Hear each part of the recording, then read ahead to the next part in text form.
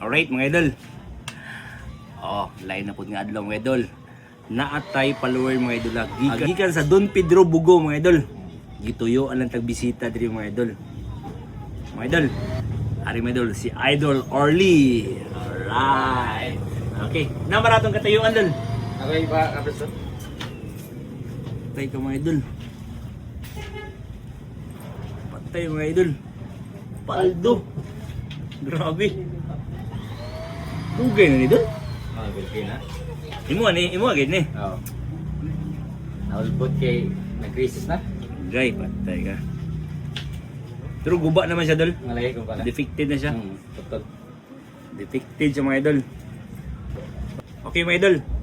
Atong ilatison mga idol kung nano ni siya nga klase ning iya alahas mga idol. Tanawa. Si Tiffany. Mo ni siya hardware nga style.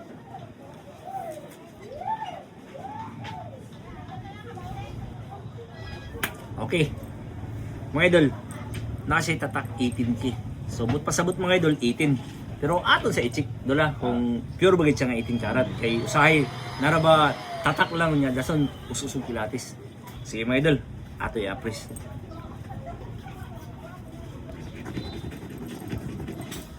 Okay. Okay mga idol, bubuo na to asido mga idol. Mawag tanggal ni mga idol, pick. Mga idol, 18 mga kayo ni tsura mga idol.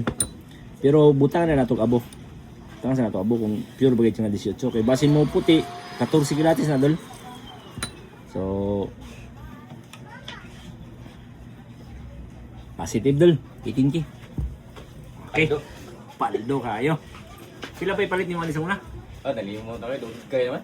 Doon kayo na. Mga naman tuig.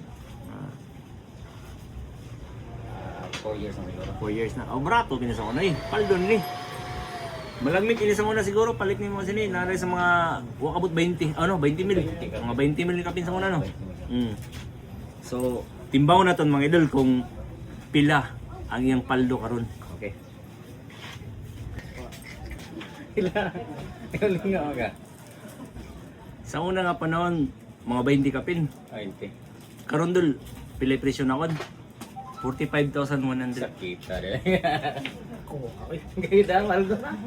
Mga idol, 20 na sa una kapin. Guba ang lak mga idol. Tawa, guba ang lak. Pero, ikaw dol, ikaw, sa may plano ni mo, deal?